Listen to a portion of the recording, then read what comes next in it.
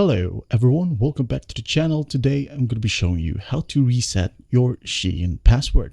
It is pretty easy to do. Just go ahead and open up your Shein app. And once you're in here, just head over to the bottom right.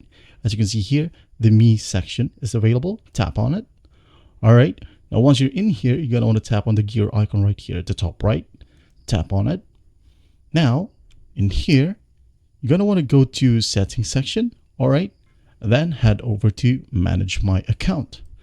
Click or tap on it. Now, as you can see here, there's an option called Change Password. Just go ahead and tap or click on that.